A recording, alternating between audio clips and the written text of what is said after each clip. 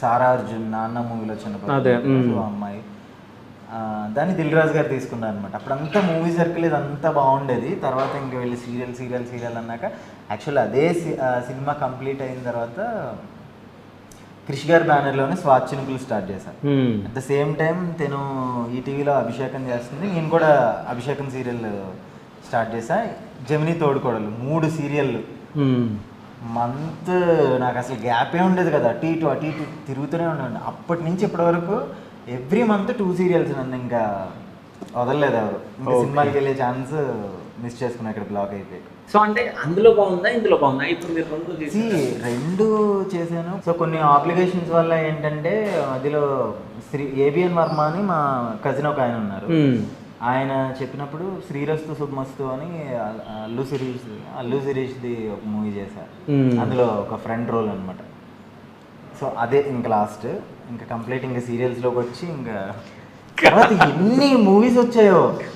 ఇక్కడ daily schedules కదా, ఈ డేట్స్ అవి అడ్జస్ట్ అవ్వక ఇంకా వెళ్ళడం కుదరలేదు. కానీ రెండాటిలోనే బాగుంటుంది, అది బాగుంటుంది ఇది బాగుంటుంది. బట్ నేను సీరియల్స్ని తక్కువ చేయను. సీరియల్స్లో ఏంటంటే సినిమాల్లో నాకు అసలు అప్పుడు యాక్టింగ్ అనేది ఏంటో తెలియదు. ఓకే, అసలు నేను ఎక్కడ ఏది నేర్చుకోలేదు, అసలు ఎలాంటి స్టిల్స్ ఇవ్వాలి ఏంటి అనేది కూడా నాకు రాదు. అలాంటిది నేను సీరియల్స్కి వచ్చిన తర్వాత అది నాకు డైలీ ఒక వర్క్షాప్ లాగా అయిపోయింది అనమాట. సో నాకు ఇక్కడ మొత్తం యాక్టింగ్ అంటే ఏంటి, దేనికి ఏ ఎక్స్ప్రెషన్స్ ఇవ్వాలి. కానీ మూవీస్లలో ప్రాంప్టింగ్ ఉండదు, సీరియల్స్లలో ప్రాంప్టింగ్ బాగుంటుంది. అంటే కొంచెం తొందరగా ఈజీగా అయిపోతుంది సీరియల్స్లలో, అంతే కదా? ఈజీ అస్సలు కాదు. అస్సలు కదా?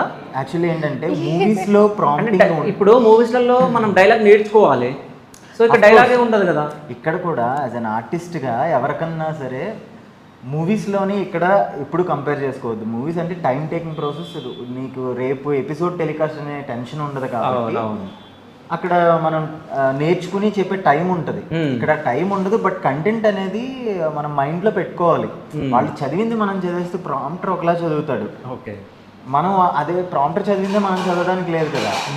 మనం విత్ ఎక్స్ప్రెషన్స్ తోటి విత్ కంటెంట్ అర్థం చేసుకుని సీన్ పండించాలి అంటే వాళ్ళు చదివింది మనం చదివింది ఒకటే అయితే కుదరదుగా.